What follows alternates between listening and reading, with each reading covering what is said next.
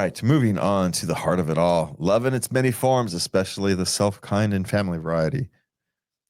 We'll address the feelings of being very ugly, what to do about it, handling a toddler's grabby hands, kids wanting name changes, and parenting rules you swore by but ditched. And travel anxieties with little ones, sound machine dependency. Oh, that's right. There is that question on sound. I actually read the questions. I'd forgotten about those. All right. Anyway, and while child support doesn't always come with receipts, because some child support does come with receipts, but we'll get into that. We'll get into that and get into the feels here as we get into our love segment. But the first one, something you and I can relate with, is sibling rivalries. Does it ever really end in adulthood? Well, we just get more slick about it. Well, like anything, it evolves, and it's dependent. Like me and my sister used to have all big, you'd call sibling rivalries. We just don't care enough anymore. It's not that we don't care each other. It's just, yeah, none of that stuff matters. We kind of reached the point where this kind of stuff just doesn't matter anymore, and so there's nothing to rival about. So there's no rivalry because there's nothing to rival. You're all grown up. We're all grown up. Yes, we're different, but not so different. And you're more, you have different views on things, but behaviorally, y'all are strikingly similar. Yeah, we are what we are. But so it really kind of depends. And here's the thing: if you're 50 and you're still having sibling rivalries, at least one of you, if not both of you, need to do some soul searching, because at some point you have to decide what matters, right? Yeah. And we're not talking about the things that siblings can do that other people can't. They can be more blunt. Yes, they can.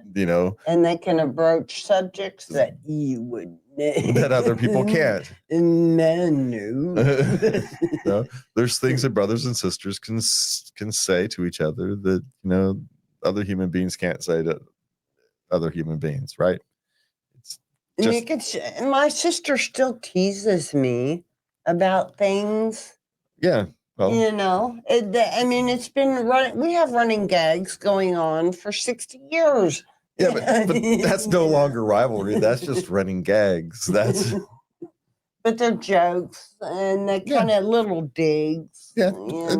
But they're, in a sense, you guys become like guys, how we treat each other. Huh. Right? We'll make fun of each other. Guys will be awful to each other and not mean it. Well, we don't go that far. Yes, but... Well, we do call each other a bitch every now and then. But only when they are, right? Only when she deserved it. See?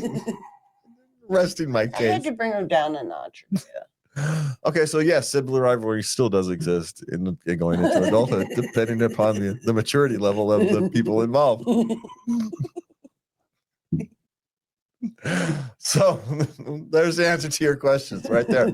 We just experienced it. I've got nothing to add. Okay, so what do we got this time? Okay, this is sad. I am very ugly. What can I do? My darling. No. You are a precious child.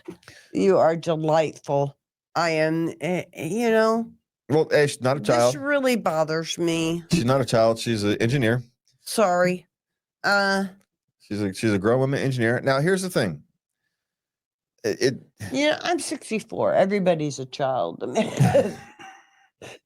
Young lady, they're there you go. what? But well, let's put aside for a second her interpretations of her own beauty, right? Let's assume for the second that she's actually being honest with herself. There are people who simply did not get handed the beauty stick, right? It was not in the mix for what, at least by popular standards. Okay. But let me tell you, there's a lot of people who have all kinds of beauty issues who find love. Yes. because what's actually more beautiful about them is what's inside, not what's outside. And the people you attract are the people who love you for you.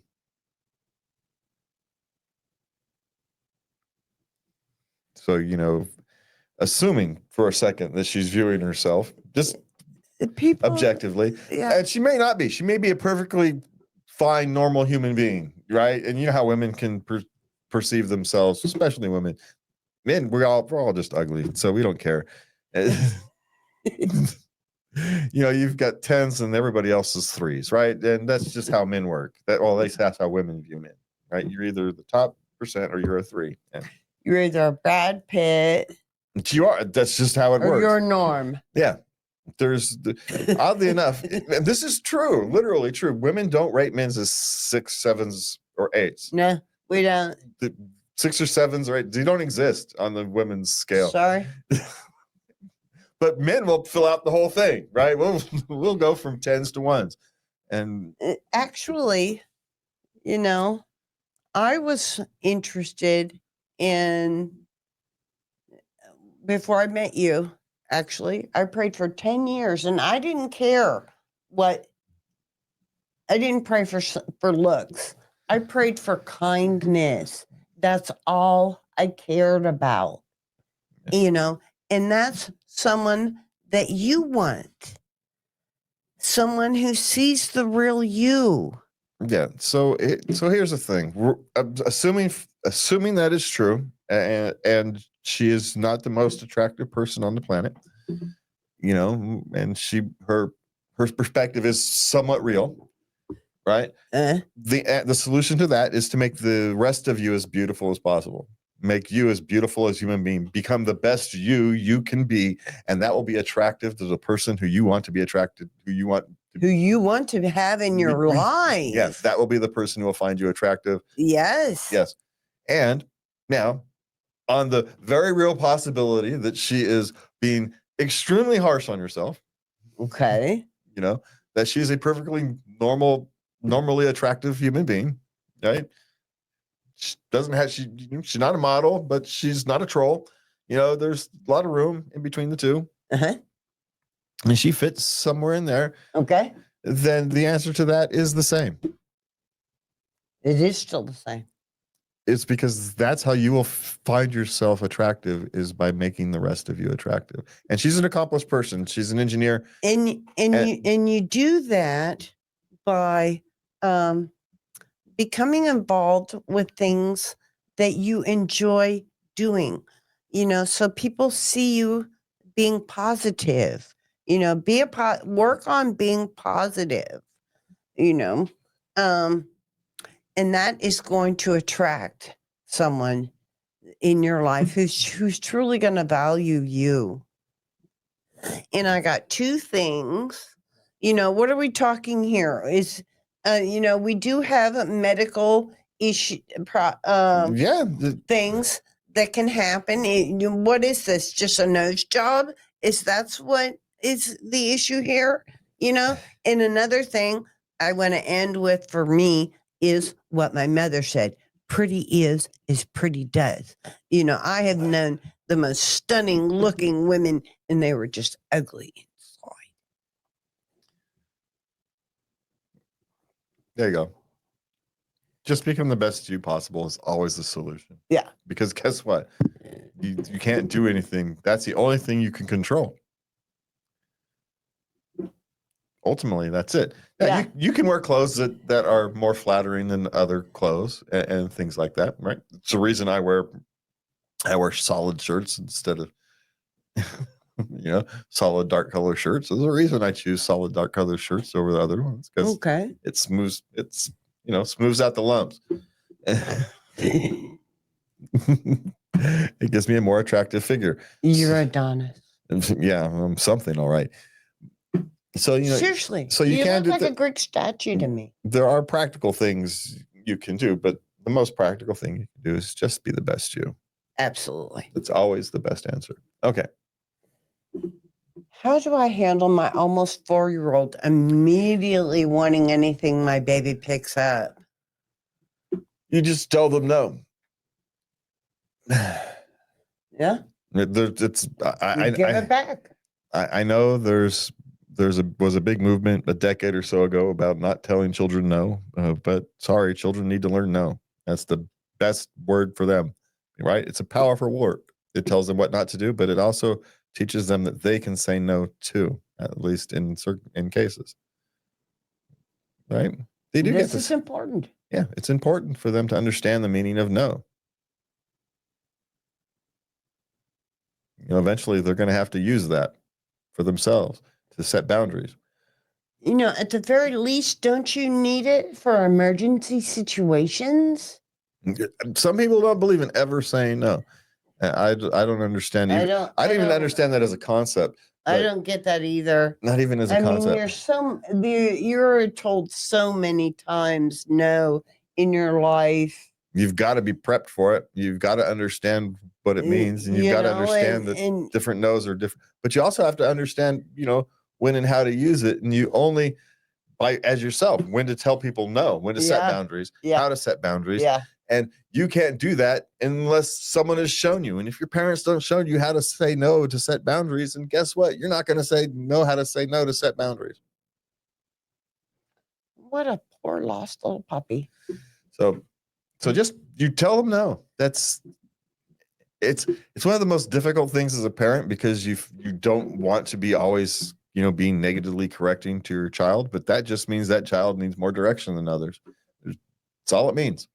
Some childs you'll be able to tell them no 2 or 3 times, they'll get it, and you won't have to, not always, because children, the inner voice will overcome their sensibilities on occasion, but for the most part, they'll know how to behave. Others take more repetitive. So you're gonna have to say it. Telling them no all the time. Yeah, sometimes you are. Yeah. You're gonna get tired of it, and mix it up. Try to find yeses. You say no to one toy, then get another toy and present it to them and say yes. Especially if they're not if they're not misbehaving, they're just doing something that they don't know not to do yet. Yeah. Yeah. Or yeah. That's the diversion. You're teaching. No, you don't want to do that. Here, let's go find you something else to do. Yeah. Yeah. Distraction. Yeah.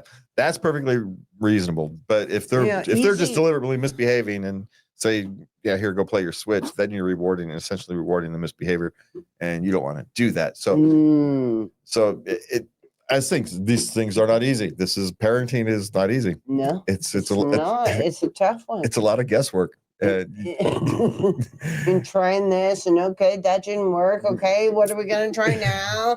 It is what it is. Yeah.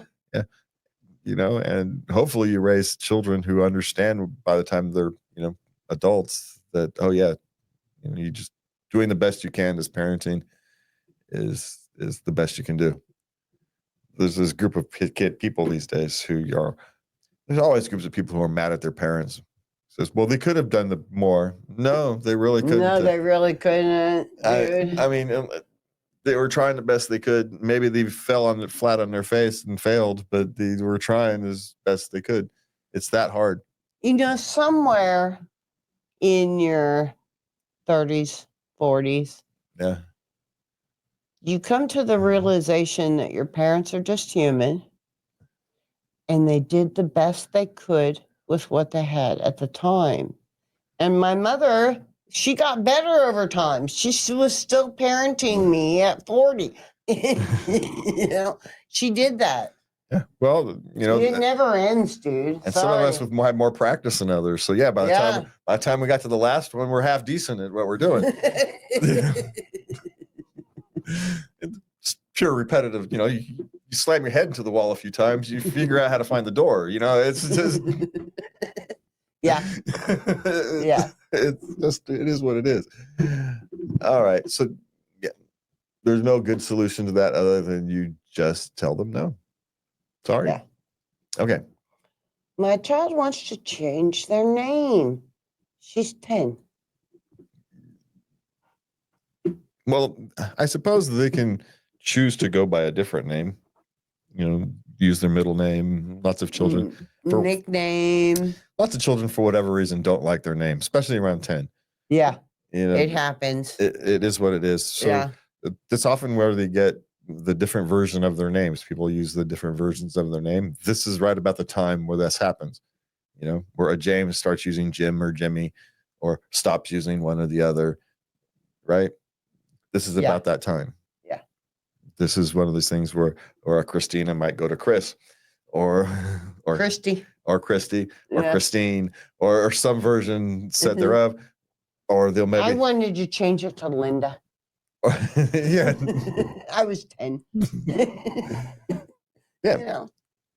And my son is, his wife uses his middle name. Only two people in the world call him by his middle name: his mother and his wife.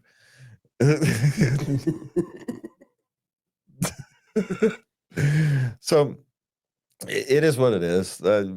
Encourage them to use a version of their name, or maybe a version of their middle name, something so at least they're still connected to the name they give them. Don't let them throw it away. At 10, you don't let them throw it away. At 18, you reassure them at 18, hey, they can change it to anything they want. But until then, sorry. You are what you are. Yeah, that's what we need to. But this is one of these things you let his friends, if it's a boy, you let his friends self-correct him. Because his friends aren't going to let him change his name. No. It's just not going to happen. You guys got to call me Bob now. No. Oh, no. 10-year-olds these days may be different. They're more accepting of gender changes. So why wouldn't they be accepting of name changes? We may be old and wrong on that one. That's when my youngest became Crash, and she got that. She was named by her Girl Scout troop because every time they'd went on an outing, she'd fall down and get hurt or something. Yeah, but that's a nickname. That's a different thing. So she still goes by Crash. That's a different thing. And I had parents come up to me when she was in junior high, and they, do you know your daughter's called Crash? I said, yeah, Girl Scouts. Yeah, she crashes. It's from Girl Scouts. Have you seen her? She's tall, gangly, little clumsy because, she still doesn't have her body figures figured out quite yet, In a sense, she's like a teenage boy. She crashes into things because her arm's longer than it was yesterday. Yeah, we know. I was surprised when she bought one of those e-bike scooter things. I said, oh, man, that just does not seem like a good idea. Yeah, it's just someone with the name of Crash shouldn't be driving. Well, what really got me concerned was when she was doing hula hooping, and then she talked about doing it with fire. And I'm like, doesn't that sound special, honey? I don't know how she could hula hoop. She doesn't have hips. I don't.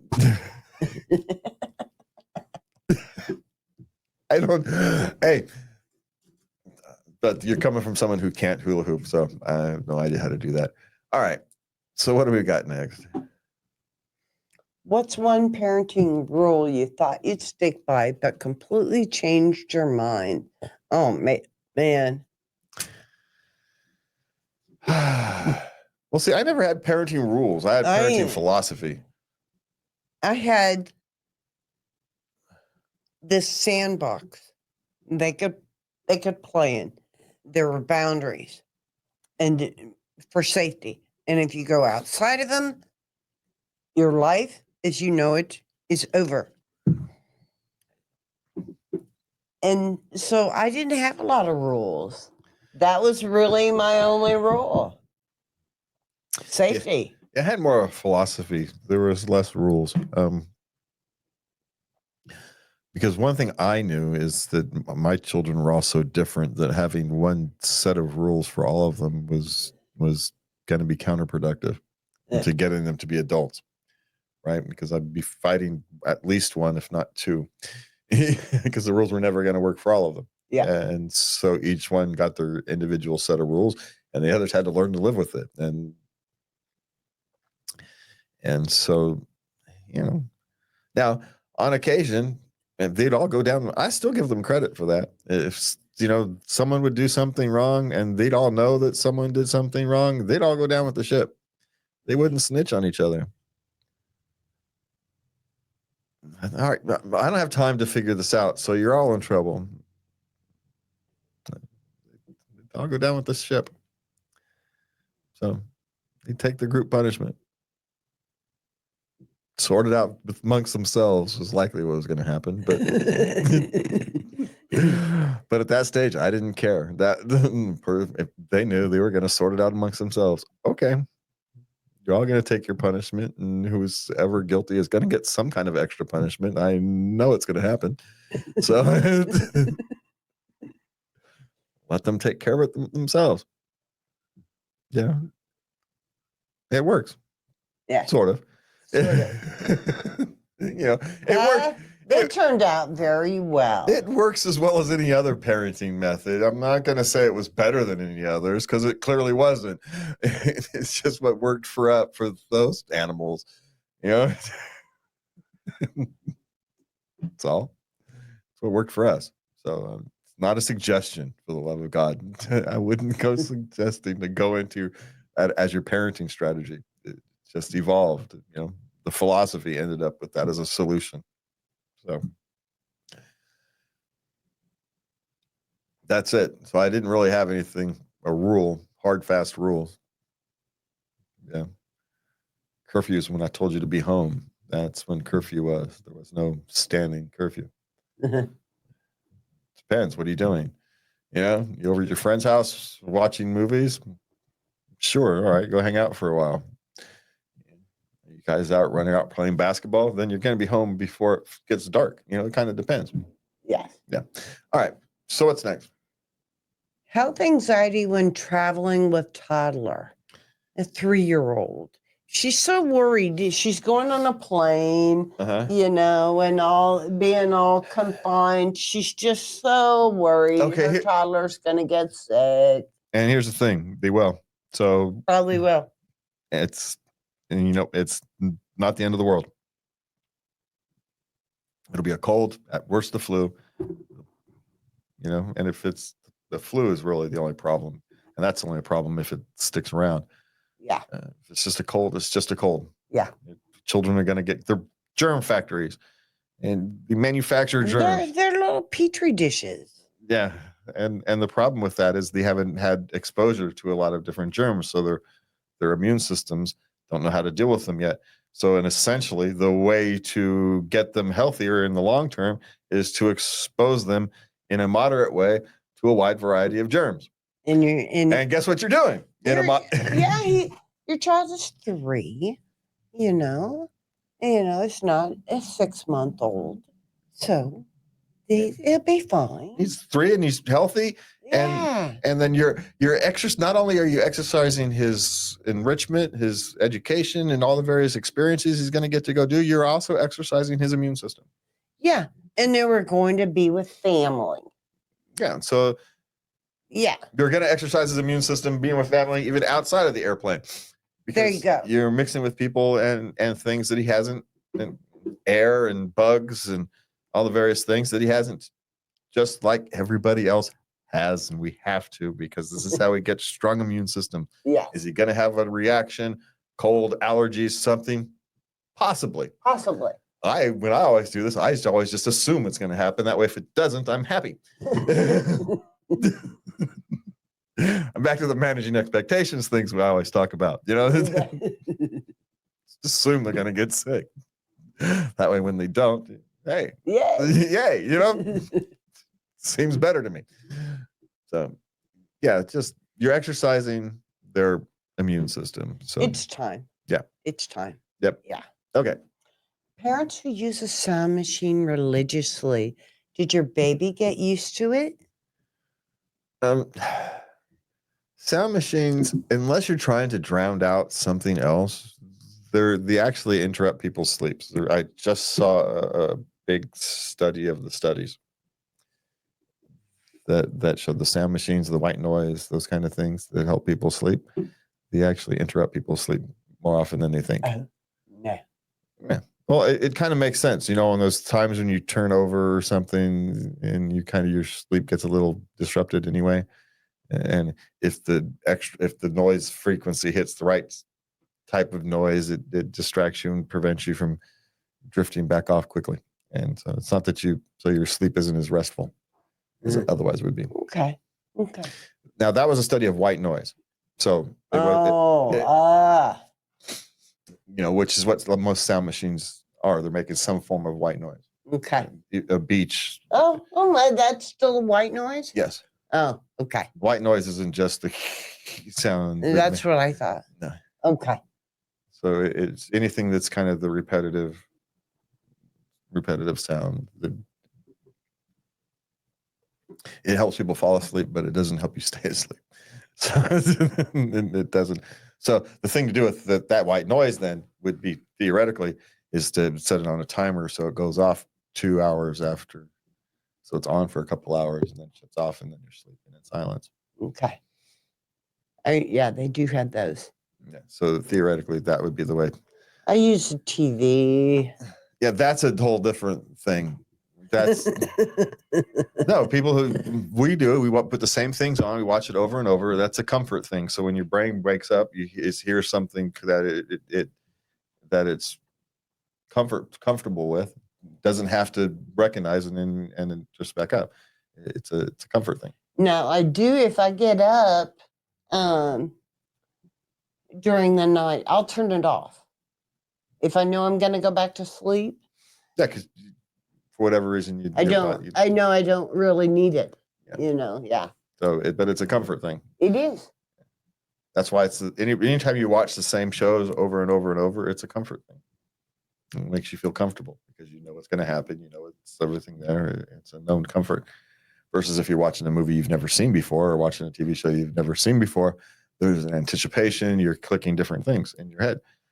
And so if you're comfortable, it's easier to fall asleep than if you're anxious, waiting for something, so what's going to happen next. And I exactly. I don't know what's going to happen next. There's anxiety. Yeah. I have to pay attention. Right. I don't want to pay attention. I want to go to sleep. Yeah. And so you put on something that is calm and comfortable that you have no need to pay attention to, because if you do happen to want to pay attention, you can snap right in because you've seen it 1,000 times. Yeah. Yep. Yeah. Humans are weird. Okay. All right. Well, that's next. At what age do you start giving pocket money? Not chores related. Well, I started pretty early, when I had a couple dollars, I'd give them $1 when they were like 5 and, have them buy their own ice cream. That's what I did it for. Yeah, it kind of depends on circumstances. We were poor, so they got pocket money when they had some reason to need pocket money. Yeah. Going somewhere. Yeah. Yeah. So that's school field trip. Something. Yeah. That's when they got pocket money. Mm. So okay. I don't think there was not an age related. No, my grandchildren, I mail them pocket money because they're old enough now. Trips to dollar store, I get to hear about what they buy. Yeah. Good stuff. All righty. At what age should children be allowed to have a cell phone or tablet? Well, there's no proper age. There's the age that works for your family and your child, because different children mature at different times. Some children are more responsible than others. There's a whole laundry list of things you go through that aren't necessarily age dependent. So you find out the one that works for you. If you think your child is ready for it, then you give them a cell phone or a tablet. If you don't, then you don't.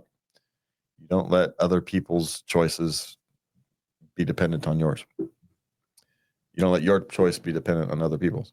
Yeah. Because they're not your child. Other parents have a different parenting philosophy. There's all kinds of things that filter into this calculation. So trust yourself. If you think your child isn't quite ready, then they're not quite ready. Now, maybe you're an overprotective parent, and so you've got to take a you got to take a stand back and go be a little more objective. Okay, maybe I'm being a little too overprotective. Maybe you're not. Maybe you're a little too lenient parent. And you're going to have to take a step back. Okay, maybe I'm being a little too lenient here. Yeah. It doesn't matter what. So you're going to have to be honest with yourself and be honest about your child's, maturity level. But this is one of these judgment calls parents have to make. No one else can help you with these. I know you're looking to the internet, you're looking to Reddit, to us, to whatever, so to someone so you can feel comfortable in whatever choice you're going to end up making. But the only way you're going to be comfortable in the choice you end up making is to make the choice yourself. You're going to have to trust yourself that you're going to take all these things in. You're going to take a step back and examine yourself from a different perspective than your normal one is. And you're going to make the right choice. And if you don't, well, it's going to line up in the thing of trailer of wrong choices, because you're going to make a lot of those too. Yeah. So you'll be all right. Whatever choice you make, it's not going to be the end of the world, nor is it going to set the thing up for some vast, beautiful future. That this is not one of those things. This is not a life-altering choice that you're making here. This is choosing whether your child has a cell phone or not. The chances of it being a life-altering choice are slim to none. Yeah. Okay. If child support is for the child, why isn't the recipient parent required to demonstrate that the entire amount is spent exclusively on the child? Why are no receipts produced that are expected to be reimbursed by the payer? Well, because this becomes a left pocket, right pocket argument at some point, does it not? Okay, how much of the rent is that for? Half? A third? How much of the electricity? Half? A third? Food? Half. So, clothing? Now, there are occasions where, right, and so it's just kind of pointless, right? Once it reaches the pocket, it's just kind of the household budget money. Yeah. And it just kind of functions that way. Now, there are occasions where in very contentious, divorces and that kind of thing, parenting, where they do have to. I've never heard of that before. Well, it mostly happens to men. That's why. Where they have to write down, take receipts, all the money they spend on their child, and prove it to the court. Yeah. Should we have to? I don't know. It's one of those things. It's one of those things where I'm going to leave it be at a case-by-case basis, because relationships can get ugly, and I'm going to let a judge sort that out because I don't know details. But it happens. It happens mostly to men, where they have to prove that they're spending money on their child. That just stinks of nanny state.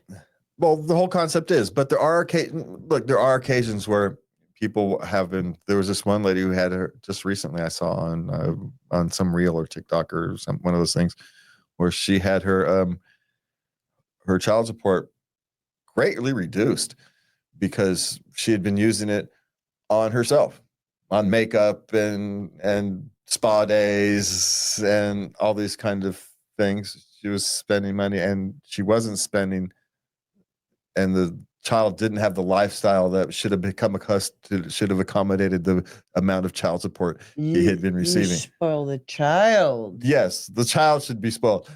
No one's gonna care if she's going and gets her nails done, right? But if she repeatedly goes and gets a bunch of expensive personal body work done, and the child is what? Yeah. So times like things, again, this is why you leave it. This is one of these very rare cases where I'm going to leave these kind of individual choices to the judge and let the judge sort all this kind of madness out, because relationships and people are weird, and circumstances are so individualized when you come to this kind of thing. So it does happen, but generally speaking, it only happens when it should only happen when it needs to. Yeah. When you have questions of the credibility of people involved. You're dealing with known fraudsters. You should probably keep a better lookout than if you're just dealing with your normal Joe and Jane Schmo who had a fairly reasonable divorce. They're co-parenting just fine. There's no reason for anybody to take a look, right? Yeah. And that kind of a case. So why would you take a look? But if you've got a highly contentious divorce with people who are both sides of them are kind of sketchy, yeah, you may want to have someone be paying attention. You can kind of see where you need that individual, the judge, the third party, uninterested third party who's going, you both should, neither one of you should really get anything. But so yes, it doesn't happen. Yes, it does actually happen. Should it happen? Depending upon circumstances, as we've gone through time and time again. All right, that's it. So that's it for our kind of our love segment. It's always a journey. Thanks for tuning in these honest chats. If these hit home, share your experiences with us at latenightLove.us, or you can send us an email at love@latenightLove.us, or hit us up on our socials. Have a good night, and please remember to love everybody. Good night.